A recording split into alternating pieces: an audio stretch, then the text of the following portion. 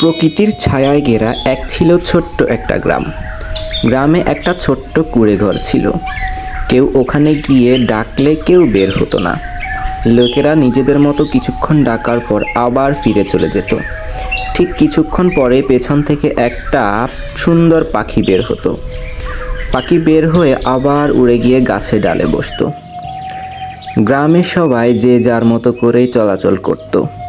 সবজিওয়ালা সবজি বিক্রয় করত এবং সে তার মতো করে আবার চলে যেত।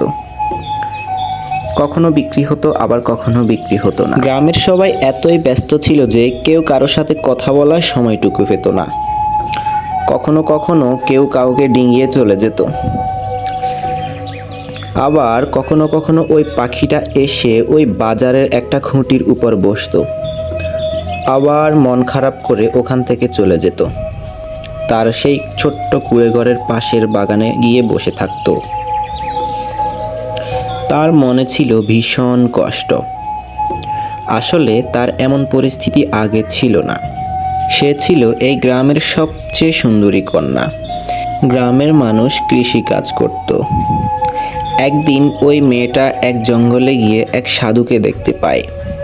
সে কখনো ওই সাধুকে দেখেনি আগে, তাই ওই সাধুর ধ্যান ভঙ্গ করার কারণে তাকে এই অভিশাপ দেয় এবং সে পাখি হয়ে ওখানে গ্রামে থেকে যায়। ওই সাধুও ছিল ভীষণ চিন্তিত। মাঝে মাঝে বসে বিভিন্ন জিনিস চিন্তা করত, কিন্তু কি চিন্তা করত সেটা কেউ জানে না। কই গো, বাড়িতে কেউ আছে? বাড়িতে কেউ আছে? বাড়িতে কেউ নেই নাকি? এই যা, এ বাড়িতে কেউ থাকে না।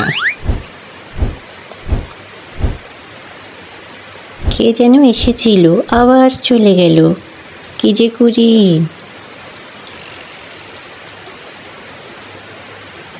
এই সবজি লাগবে, সবজি সবজি নিয়ে যান, তাজা তাজা সবজি। সবজি লাগবে কারো, সবজি। একদিনও বিক্রি হয় না। এ ভাই, কি খবর, কেমন আছেন? ওই কুঁড়েঘরটার কি আরে ভাই শুনেন।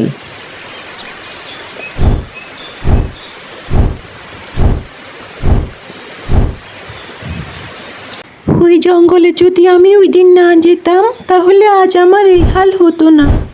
কি কষ্টে যে আছি।